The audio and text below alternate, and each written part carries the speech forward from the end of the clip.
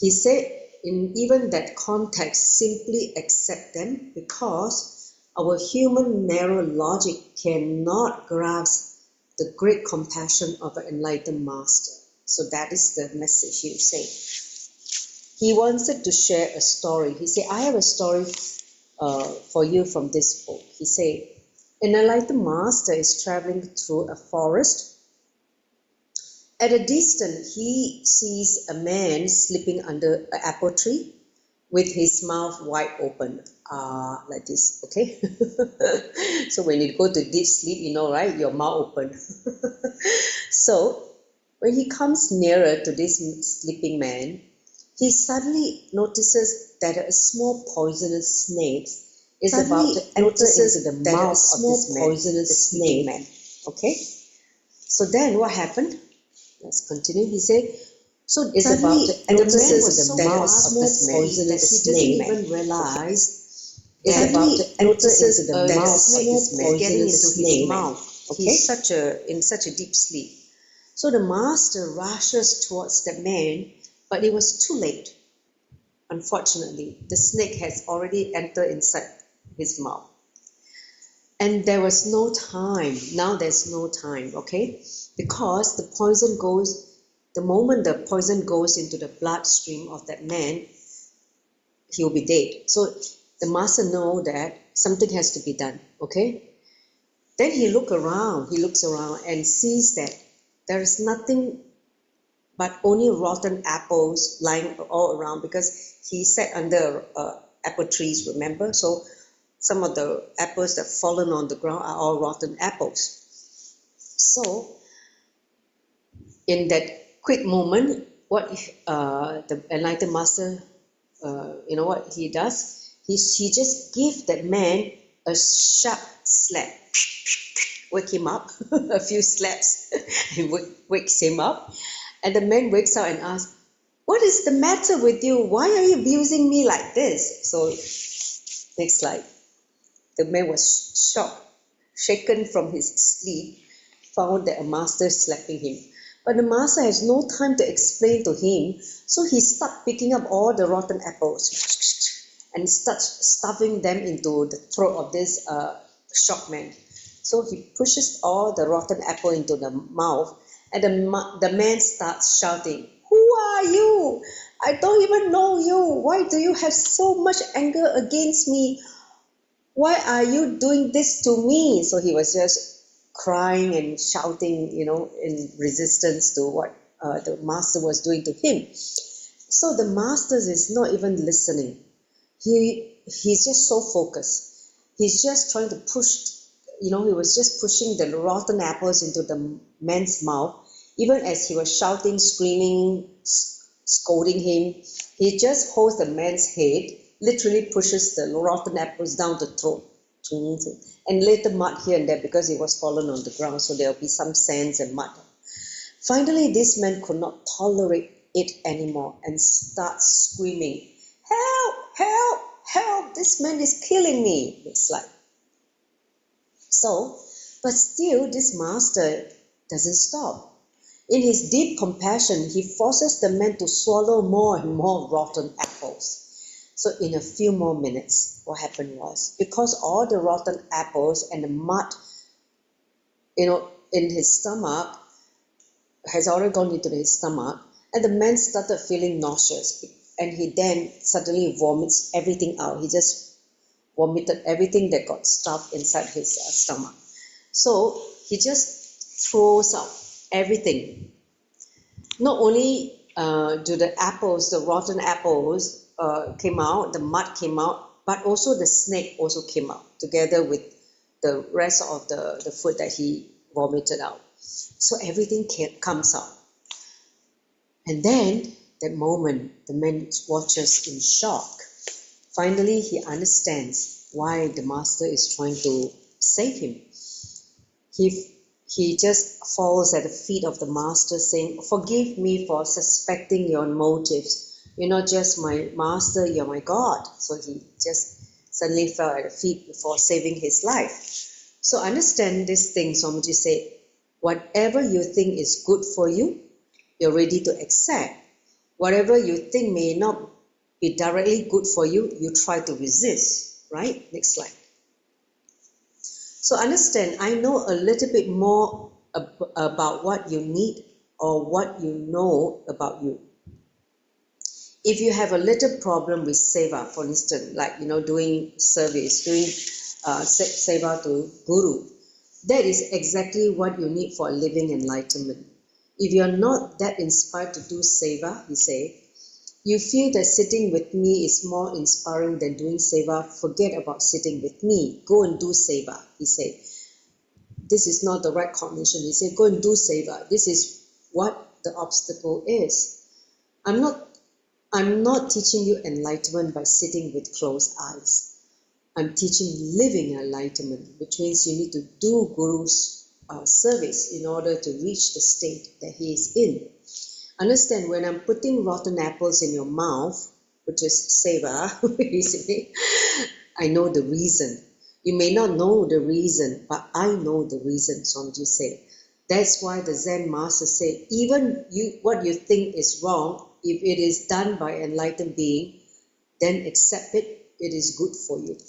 Okay, so this is the message from this amazing story about the rotten apples, the master's rotten apples. So whatever Swamiji, sometimes told us to do, they may seem like rotten apples, but they are not rotten apples. They are meant to save us from poison, whether it's depression or some health issues or some kind of karmic, entanglement or attachment.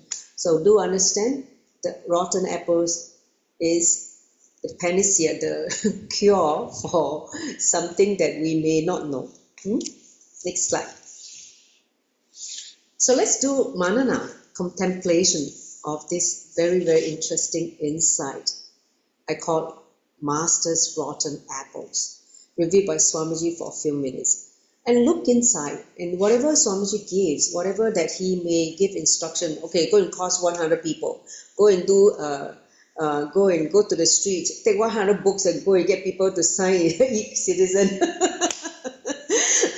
Whatever he gives as a solution, go and do this, go and do tapas, go and do nirahara samema, so that you lose weight, detox your body. Whatever he gives as a solution, whether it's for you individually or as a sangha, even you think it is wrong, you say, why he asked me to do this?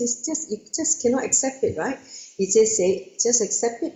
They're all good for you. So this is what the message is. So let's sit with the eyes closed and look inside of all the things that Swamiji has given us, whether it's taking liquid diet, when people say, how can you just survive on liquid? Where are the proteins? Where are the, the logical way of nutrition given by the society? And then you say, how can you survive on such a diet? It's too unhealthy, right? Then there are people say, when you eat vegetarian, no meat, then where to get the protein, right? So all these kind of things, that whatever Swamiji has issued as life solutions, he said, just accept it. And even if you look in, whenever you resist, what happens? When you don't believe him, what happened? Look into your life and see again and again how when you missed listening to the master's advice or the solution, how much we mess up. We missed and we messed. Because he knows better than we do what is good for us, what is needed for living enlightenment. Not just enlightenment, but living enlightenment. It means experiencing enlightenment while you are still in the body, not when you are on the deathbed.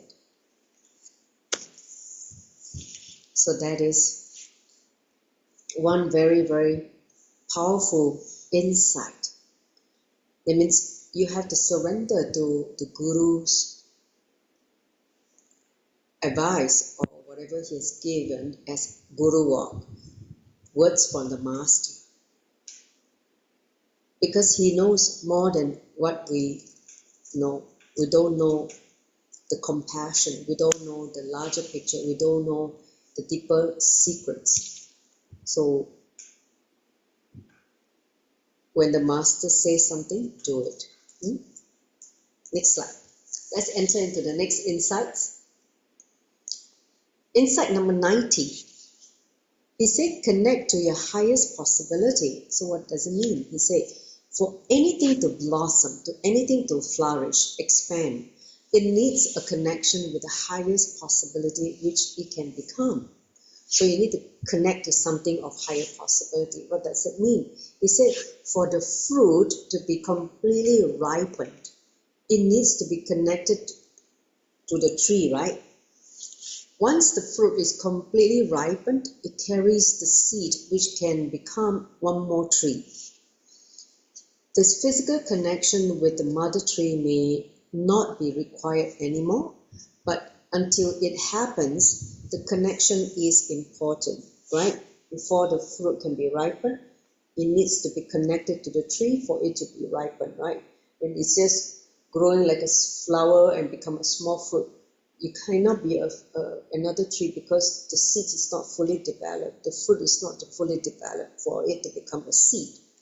So in the same way, from this analogy that Swamiji gives, he said, for a baby in the womb to grow completely, it needs to be connected with the mother through the umbilical cord, right? This is the way how the baby, the fetus, receive food, oxygen, and discharge the waste through that umbilical cord with the mother. Only then a complete baby is created. The baby is created through that connection with the mother. Once the baby's body is completely developed, created, it will not need the physical umbilical cord connection anymore. But until then, it is vital for its survival. Next slide. So enlightenment is the highest possibility of a human being. Swamiji said that enlightenment is the ultimate experience, but not the final experience. Okay? So for that to happen in you, it is vital for you to have the feeling connection to a being who is already in that space, in that state, who is already mature, who has already ripened in enlightenment. So he said that is why Vidaka is the feeling connection with the master, is the ultimate gift that can ever happen to human beings. It is the feeling connection, the Vidaka, whatever the Guru says, you have the feeling connection to understand at a deeper level. So he said, I call it a gift because only those who have grown at least to a certain level in a subtle understanding can even smell the presence of the master. If you have not grown to a certain level, please be very clear, you can't even get close to the presence of a master. Only they have the courage, these people who are mature beings, have the courage to even enter into that great feeling connection with an enlightened being. Because the great feeling connection with the master will just make you into an enlightened being. The possibility he will open up in you is to become an enlightened being as well. Next slide. So the feeling connection to the being which represents your own highest possibility can simply nullify the constant torture you go through from the patterns of your body and mind. Understand? That's why we always try to sit as much as possible in the presence, energy field of the master. Because when you are sitting in his breathing space, what happens is that your own highest possibility simply opens up, because he will be taking away all your patterns, your suffering, your pain, whatever may be holding you back. He said these patterns are nothing but your body-mind struggle. But in the presence of the master, when you have that feeling connection, he will simply nullify all this constant torture that we all go through. So many problems which may not have been solved unclutching or meditation will be solved just by having the feeling connection. Understand? See, unclutching and meditation is still related to the mind. There may come a day that your mind is not able to silence. Let's say there's some degeneration in your mind, right? And you're not able to go into that space of, silence and clutching. But just having that feeling connection can solve the problem. This is the ultimate technique, he said. The feeling connection with the master is the ultimate technique. Understand? That at the time your body goes, at the time your mind goes, the feeling connection is what will take you to the highest possibility. So if your feeling connection is so strong with the master, you really do not need any other technique. Understand? Because you're already piped into the source. The yoga will already happened. You don't need any other technique. To solve all your problems and get you whatever you want, from health, wealth, career, relationship, to all the way to enlightenment, all the different dimensions in you, just the feeling connection is enough. Nothing else is needed. Isn't it wonderful? That's why Guru Bhakti, he said, is the most precious gift. So let's contemplate. The feeling connection with the Guru is the most precious gift that we can all imagine as human beings. You don't need anything else in life, so internalize this insight. Understand? But the problem with human mind is we don't trust the master. We don't trust the master to, even though we have this feeling connection, but we don't trust him. We don't trust this feeling connection. So because we don't trust, we try to create problem with our cunning mind. Okay? So imagine if someone has this feeling connection and you're able to surrender at his feet, he will simply take care. And you never have to struggle anymore. Understand? So this is very powerful insight. The importance of feeling connection with the master. When you have that feeling connection, you can easily reach your highest possibility. He will easily make you flower into your highest possibility. So at the end of the day, feeling connection, Guru Bhakti, and surrender are the two things that you need to do to experience the enlightenment. Okay, next slide. So Insight 91, this is one of my favorite one. Okay, when Swamiji talk about surrender, the whole science behind surrender. He said, surrender again and again. Okay, what does it mean? He said, if there is one thing in the cosmos which you can't say you have finished learning, it is surrender. You cannot say, oh, I surrender already, I don't need to surrender anymore. No, he said, continuously you need to surrender. This is an unending process. It is the one and only thing I still continue to learn, even for incarnation. Understand? Even for incarnation, he continued to surrender. See, when Swamiji was forced to leave India in 2008 in June, leaving behind the whole kingdom, or the whole empire he has built up since 2003 when he started his public life. But in that moment when existence showed that he needs to drop everything and leave the country and just have nothing. And imagine if Swamiji did not surrender and hang on and continue to stay in India, he would have been murdered by now. Understand? So he said he continued to learn to surrender. He just surrendered to Paramashivam. What he is shown to go and do for the next expansion that is needed for him to continue his mission, right? So he said, as I always say, enlightenment is the ultimate, but not the final. That means experience the ultimate, but you will keep feeling more and more coming along your way. It's not like after that, that's the end of the journey.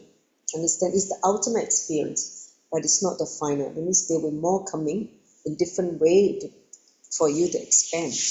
It is constantly happening. Same way. Surrender is the ultimate but not final. Even your surrender today is not final. You will continue to be tested to surrender again and again and again in the future. So when you first surrender, the different qualities of the cosmos start expressing in you. Like suddenly you realize, oh, your third eye is completely awakened, and you can feel the connection. You can travel to multiple time zone, and you can manifest powers, for instance, right? So the moment you surrender, and he start manifesting through you, through your body. But after some time, you think, oh, you have become very intelligent. I know already. Your arrogance start to become big. Ego start to enter. You start feeling that you can analyze the cosmos without intellect. You think that, oh, it's like this. And then with your understanding about life. So that is the time when you've forgot to surrender again. Because your intellect start to take over, which is your ego. Next slide. So, if you hang on to your logic, your intellect, from that moment surrender stops and the expansion also stops. Because you're stuck, sometimes the cosmos will give you a strong blow again, shake you out.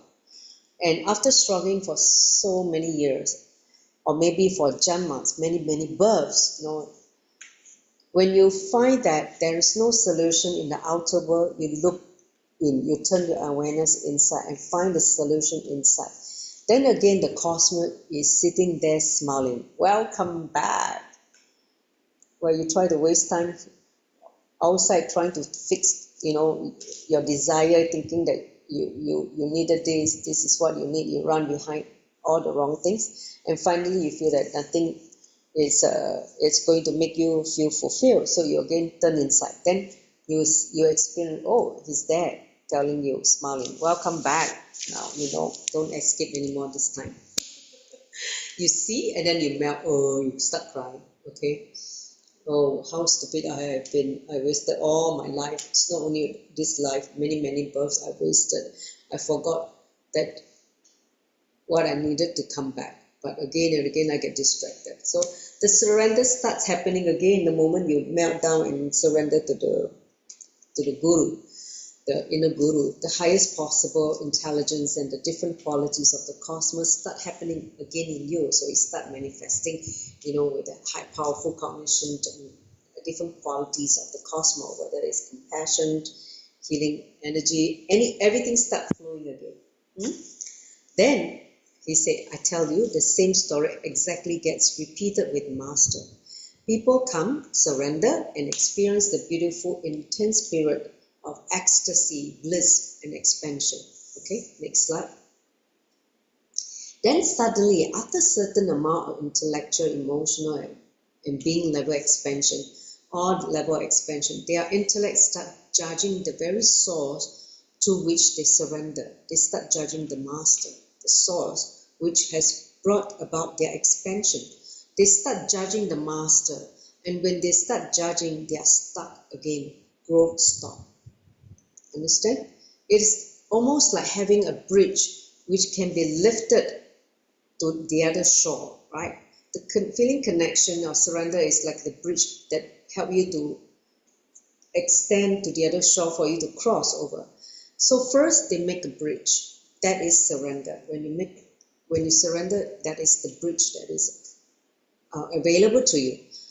Then from the Master's side, so much of intelligence, energy, compassion, expansion, everything showering, on the disciple is sent to the disciple's side. Okay, it's just shower. Then when the disciple receives too much good things happening in their life, suddenly his ego start to become expanded. So when he expanded, he start judging the Master. Why Master like this? Why he go and do Kailasa? Why he have so many, all these rules and regulation is so It's so different now. Last time it's very simple, only do meditation. Now have to do this, have to go and meet different Hindu organization, have to go and be a relationship with temples. I don't like to do all this. You start questioning the master, you start judging the master, you start resisting the expansion or whatever he prescribed. So the moment you judge, the bridge of surrender is lifted. Imagine. So nothing will flow back anymore. All the good things that you enjoyed stop flowing. No more transportation is possible. No more receiving gifts is possible. So you're stuck again. The moment you're stuck, understand the bridge of surrender has lifted up. Next slide. So, but the cosmos is also forever compassionate. It gives you such strong suffering. Sometimes you need to be slapped by life in such a strong, powerful jolt that can never be slowed down by outer solution. That can never be solved by outer solutions. So then there's no other way. With a lot of reluctance, you slowly lower the bridge again. Okay, I surrender. I know. The other side is just sitting with a smile. The Guru is just sitting with a smile, waiting for your bridge to land again, for you to surrender. Then he says, okay, come on, let's start the work again. Understand? Does that sound familiar? So some people ask, like myself, Shankari, and say, why you surrender? You say, because we're gone back and forth so many births. We know, as an old soul, we know that there's no other thing other than surrender to the Guru, to the ultimate source. So there's no other way but not to surrender. Just surrender. Then otherwise you'll be wasting time again, and we're tired of wasting the time. Understand, the soul remembers that wasting time of not surrendering and getting stuck in the cycle of samsara, birth, death, so many rounds that we come down, again and again, like in the vicious cycle, right? Circling in the same spot again and again. And we're tired of that. We just feel, I don't want to do this anymore. Enough. So the consciousness, the soul declare, it's enough. I don't want to do this anymore. This is my last birth. I'm going to do whatever the Guru says, so just surrender. Okay? Next slide. So contemplate this very, very simple insight. Surrender again and again, again and again. Don't think that the moment you surrender, everything is over. It's continuous. Even in Swamiji's life, he continues to surrender. That's why he lived that life to show us why we also need to continuously surrender. Whatever obstacles, whatever adversity, whatever challenges that we face in life, and we're struggling or we are stuck in some way or another, understand, need to surrender to the higher intelligence, which is the Guru's grace, and understand how to come out of that mess that we created due to your ignorance, due to your ego, etc. Okay? So continuously learn to surrender at the Guru's feet. Because only by that surrendering attitude, the bridge of the blessing, the grace can continue to flow. He can continue to shower on us. Okay? Got it? Next slide. Alright, the last insight. We seem to go in quite fast. Today we can finish early, which is good. So the last insight relating to the master. Today's insights all related to the relationship with the master, if you can see. So he says, when you are evolving spiritually, the process of evolution has two angles. The first angle is your negativity getting cleansed. The other one is your your positivity is getting increased. You become more positive. You become, life positive. Whereas also your negativity, the way how you see things in a negative way, also getting cleansed. Okay. So by looking in honestly and seeing how you feel about the master, you will know which part of the process is happening in you right now. Okay, when you become aware, having that discernment, discrimination to understand what process he has put you through and how you're evolving. When the negativity is getting cleansed and the exit wash is happening in you, you will feel, oh, he's violent. Some people say, oh, he's violent, he's doing so much. And some people will say, oh, his effigy should be burned. That means it's effigy is like his the form of him should be burned, like his photograph should be burned, that kind of thing. Like some people, because they're going through the cleansing, the acid wash, they feel violence against the master.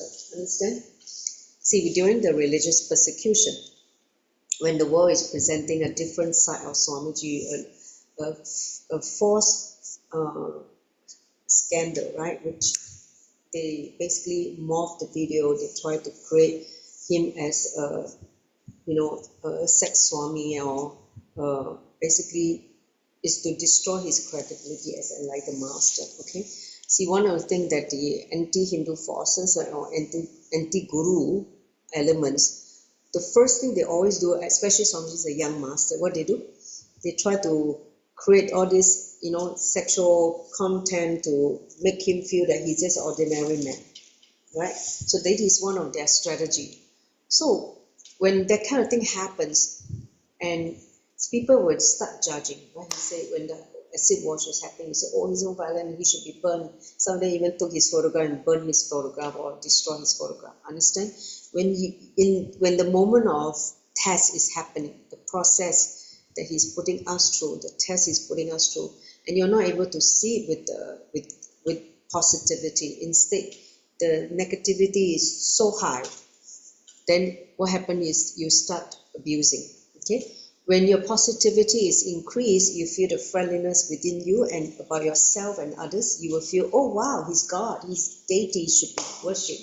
You say Swamiji is God, he's Paramashivam, oh, he should be worshipped, and then you bow down to him and you touch his feet. So this is what happens when your positivity is increased. You will see him as God. When your negativity is increased, you see him as the enemy. You see he's something that, and you want to, either destroy him or you want to run away. Next slide. So whether you feel me as deity or an effigy is like a, like a bad, what do you call it? Like a bad energy, whatever. Depends on your process you're going through. But in both, you're evolving. Whether it's good or bad, you're evolving. That is why I say, even while you feel me as effigy, it means something that is coming to destroy, don't run away or try to burn it. Don't abuse. Don't run away, he said.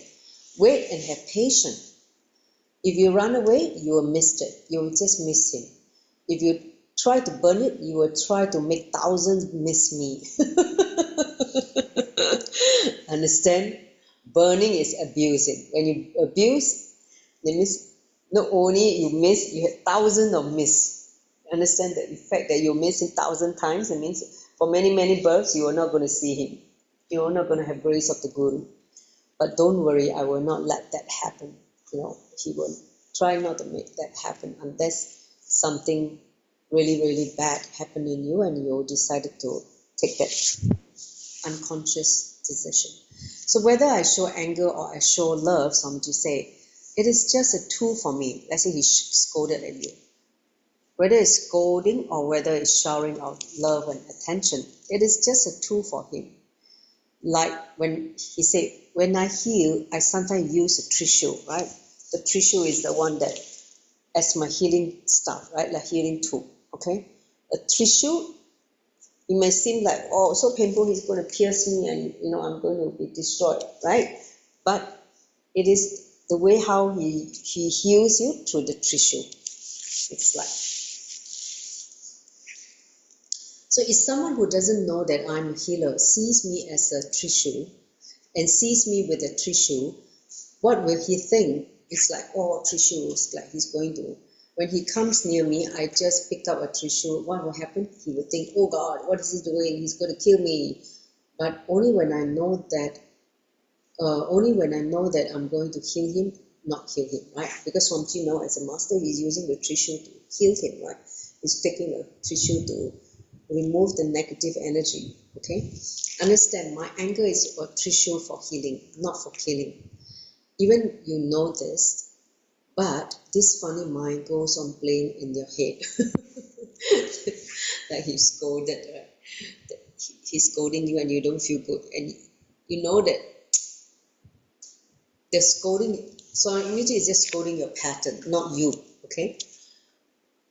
But somehow your mind will not be able to accept that. Your mind will just go and play in the head, oh, he just abused me, he just, got angry with me, and at least, mind can confirm that I'm your enemy. Your mind will start projecting that the master is the enemy.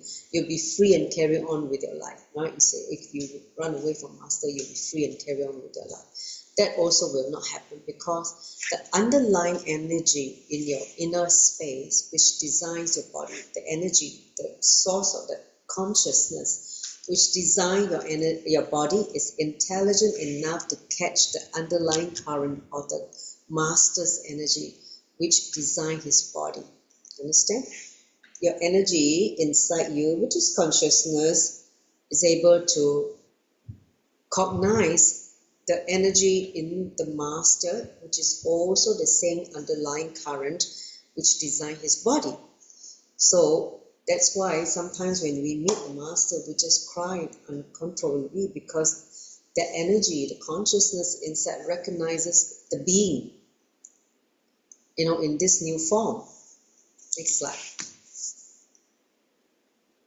You will never be able to find anything by studying my body or my mental setup. You'll not be able to find anything.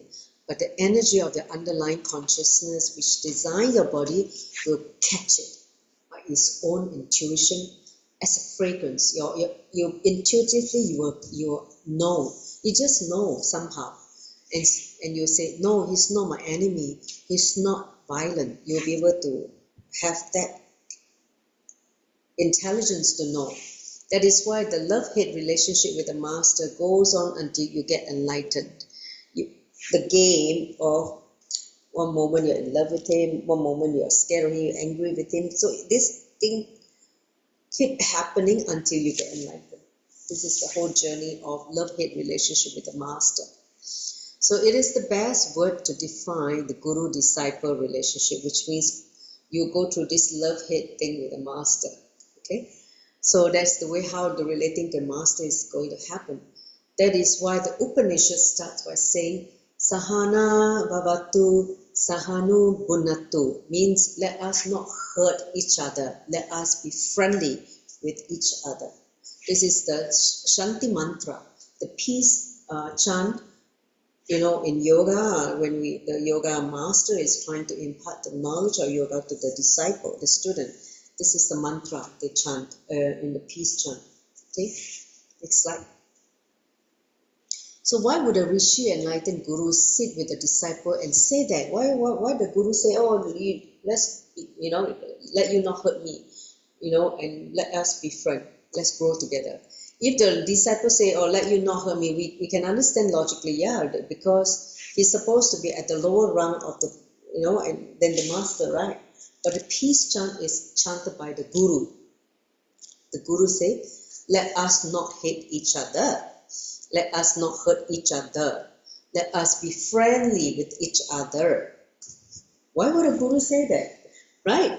Because he knows that during the process of evolution and training you're going to use him sometimes as an enemy, sometimes as a deity.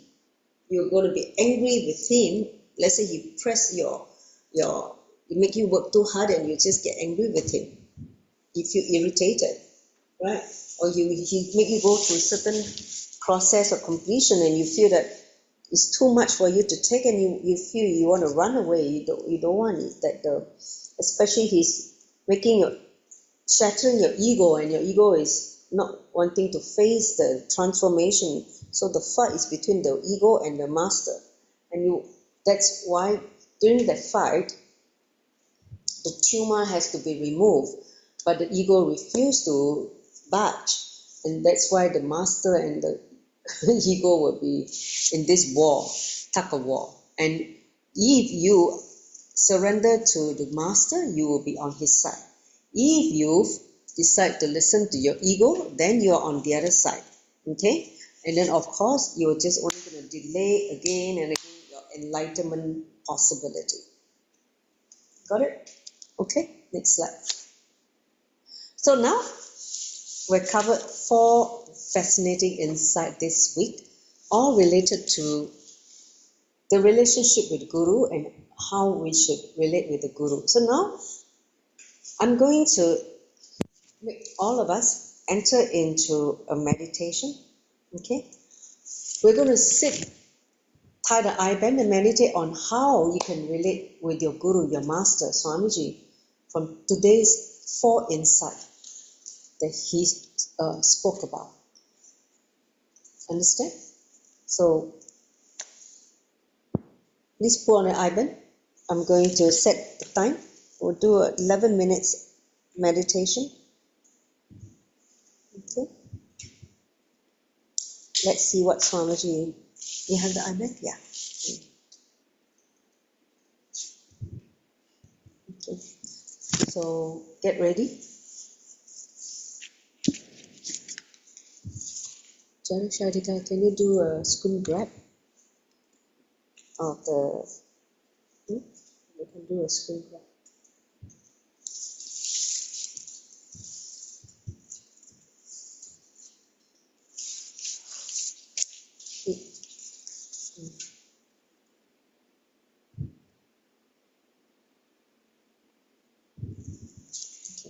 Then you can post in the group. So now, if you're all ready, let's begin with this process of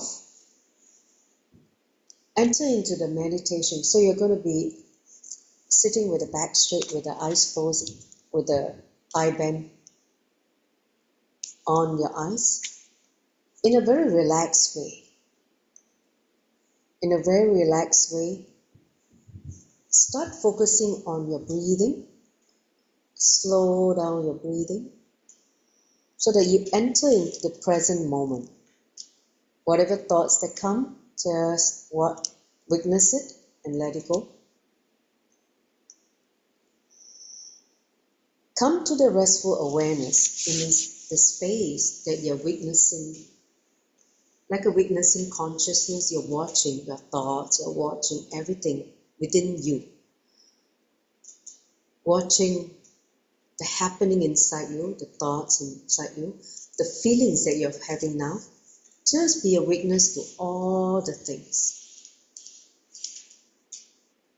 Right now, do not chase the thought, do not engage in the thought, just keep breathing in a relaxed way and just watch everything inside you, your inner space.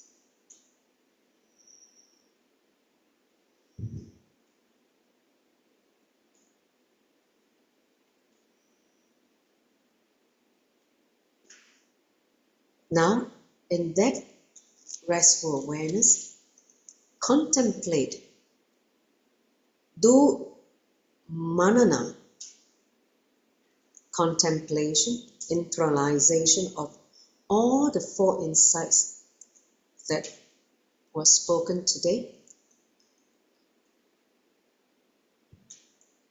And then come to certain powerful cognition within you so that it becomes your living cognition, Nidhyasana. From Shravana, listening to Swamiji's Satsang, Manana, contemplation within you so that you can imbibe the truth, and from that, then Whatever powerful cognitions lands in you, let that powerful cognition become you living those powerful cognitions. Nidhyasana. Shravana, Manana, Nidhyasana. Start now.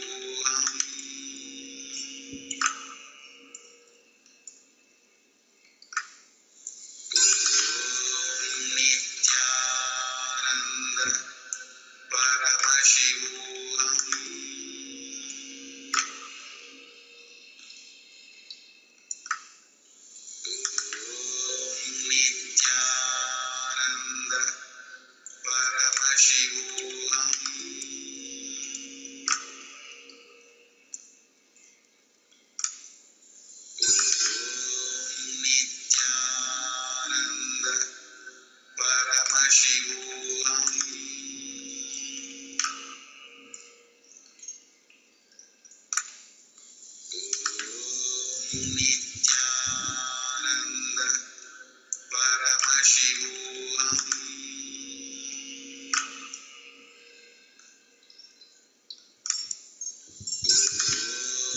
Nithyananda Paramashivam.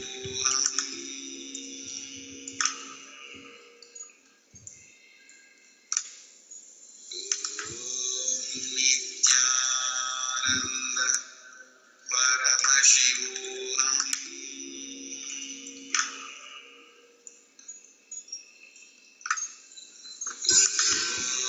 Nithyananda Paramashivam.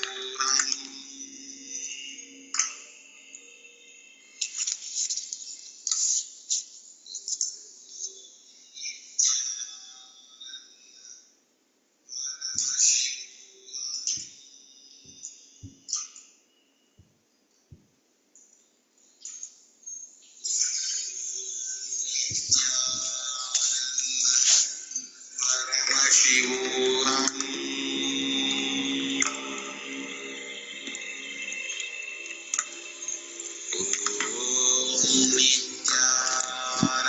Nithyananda Paramashivam.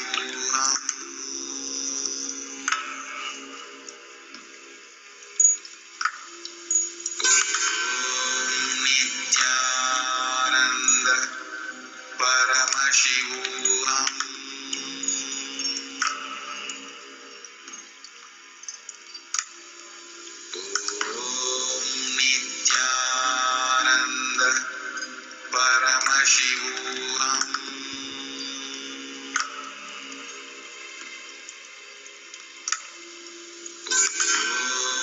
Nithyananda Paramashivam. Nithyananda Paramashivam.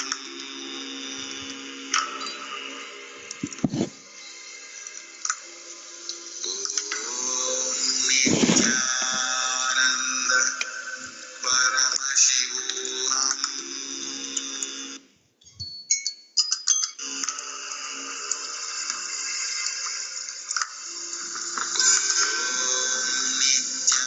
Alright, relax. Okay, now relax.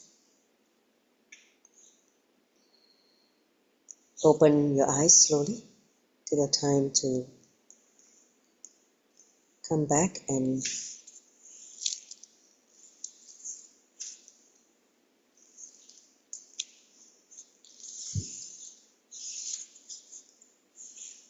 so I hope you had a wonderful meditation sitting with Swamiji in an untouched space to see how all these four insights are settling in you, whether it's continuously surrender again and again, explore your highest possibility, and also learning how to basically understand that sometimes what may seem as a rotten apple that's given by a guru is actually to save you or heal you.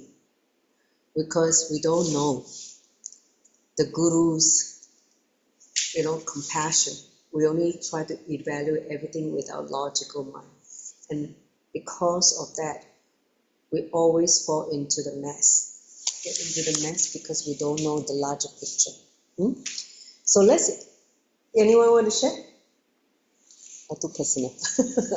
Otherwise, we will go on to the next few slides before we wrap up. Okay, so with so much excitement, I'm going to announce the most awaited annual powerful fasting, which is happening in Kailasa, Singapore. It's called Patani Bhatram. This is the 6th year running, and this year we're going to have more devotees who are already jumping in to experience the benefit of this powerful purification with Devi Mahamariamma. She's, as she cleanses the nature, Prakriti. See, every year, Mahamariamma, Parashakti, she will go into a 28 days fasting, 4 weeks fasting during March to April, this period. And certain food are only prepared to offer to her And in this period, you basically offer whatever naivedyam to her and consume whatever you offer to her as prasada. So in the same way, you're fasting with her. Okay? So many possibilities will open up. Remember in the earlier clip, we said explore your highest possibility. Understand? When you do fasting, and Swamiji also does this fasting every year, because Mahamariam is his family guru. He is like a deity, that family deity. So he has this tradition of doing this fasting.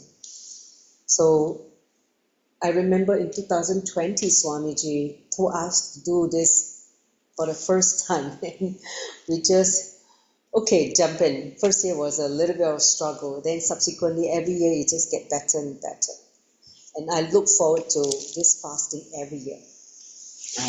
So the fasting will start this Sunday on the 9th of March morning, right, after Satsang, because Swamiji will announce the fasting and the Satsang at 8 a.m. And then after that, once that is done, we will begin the fasting. So if you can join us at the Adinam, we will be taking the Vatram, the vow, together, the sacred vow. So we'll be tying the sacred yellow thread on the hand and the wrist.